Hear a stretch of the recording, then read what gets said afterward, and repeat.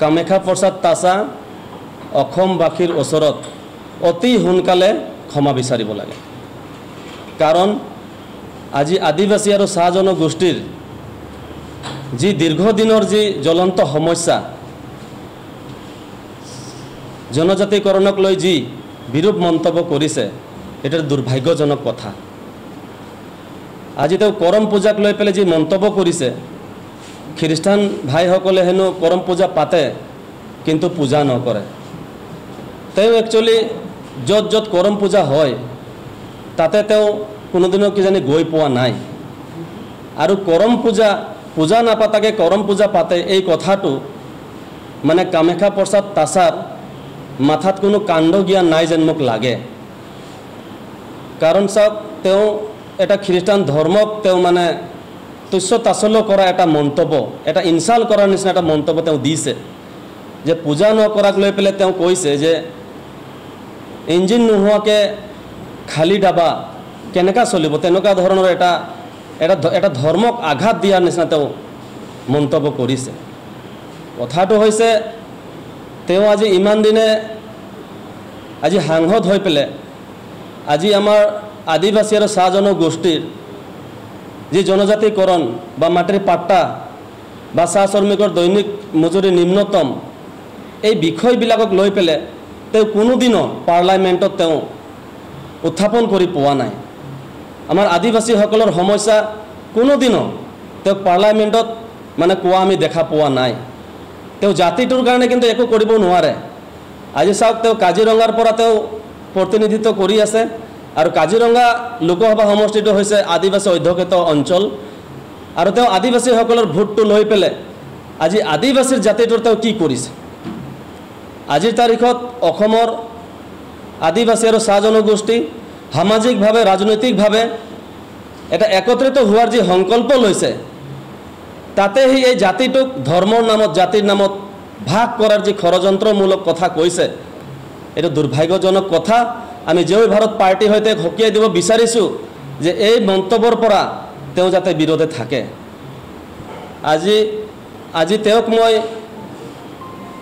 জয় ভাৰত পাৰ্টিৰ কেন্দ্ৰ সমিতিৰ সভাপতি হিচাপে মই তেওঁক মুকলিভাৱে আহ্বান জনাব খোজোঁ যে যি জনজাতিকৰণক লৈ যি কথা, তেওঁ ডিবেটত তেওঁ মোৰ লগত বহক, তেওঁ টক শ্ব'ত মোৰ লগত আহক, তেওঁক মই বুজাই দিম যে ST যে একচুৱেলি ধৰ্মক লৈ পেলাই যে ST দিয়া নহয়।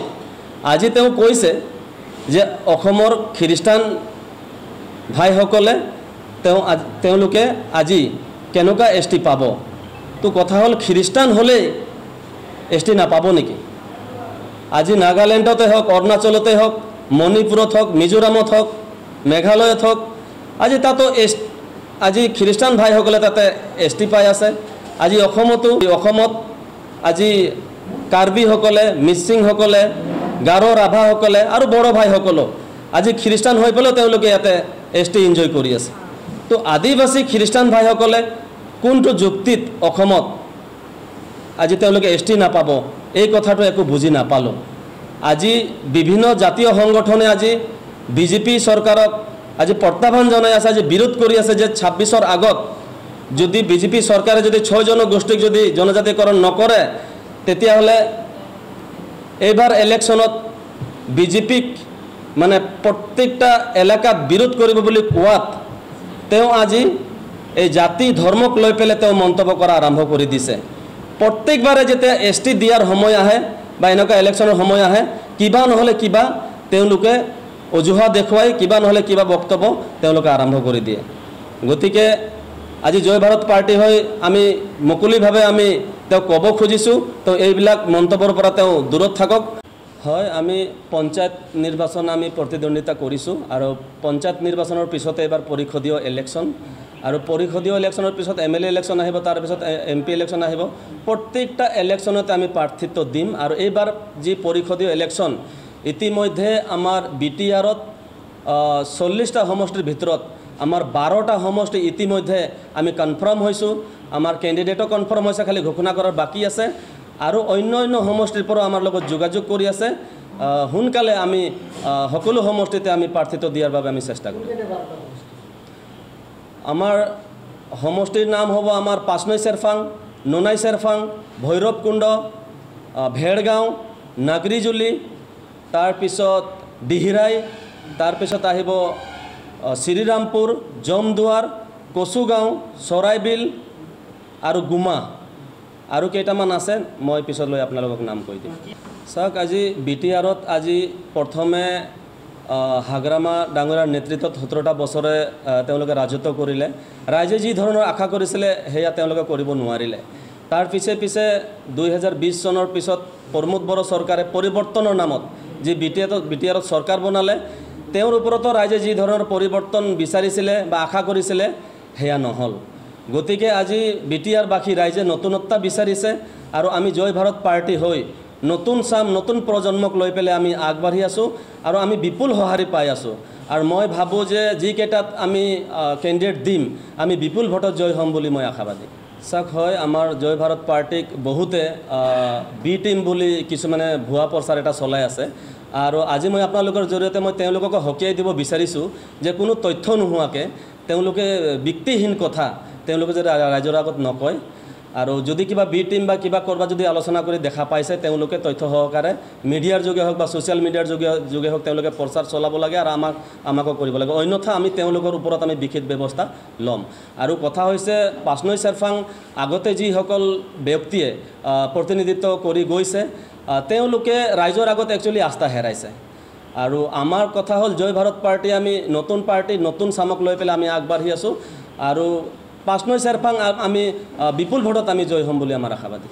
চাওক, আমাৰ হাতত যথেষ্ট ইছ্যুছ আছে আৰু আমি নতুন দল হৈ আমাৰ তেনেকুৱা কোনো ধৰণৰ এলিগেশ্যন নাই।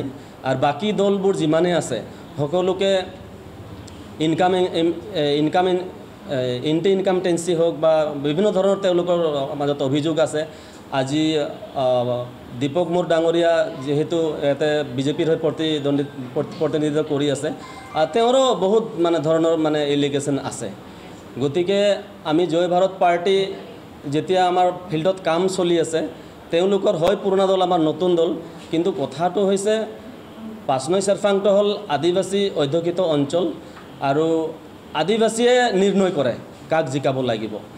আৰু বেছি সংখ্যক আদিবাসী মানুহ আমাৰ লগত আছে, তেওঁলোকে যোগাযোগ হৈ আছে। আৰু লগতে গোৰ্খা হওক বা মুছলিম হওক বা বড়ো ভাইসকলে হওক বা বঙালী সম্প্ৰদায়ৰে হওক, সকলোৱে আমাৰ লগত যোগাযোগ কৰি আছে আৰু নতুন দল হিচাপতে সকলোৱে আমাৰ লগত কাম কৰাৰ কাৰণে ইচ্ছা প্ৰকাশ কৰিছে। 12টা সমষ্টি এতিয়া দিয়াৰ কাৰণে আমি কনফাৰ্ম কৰিছোঁ।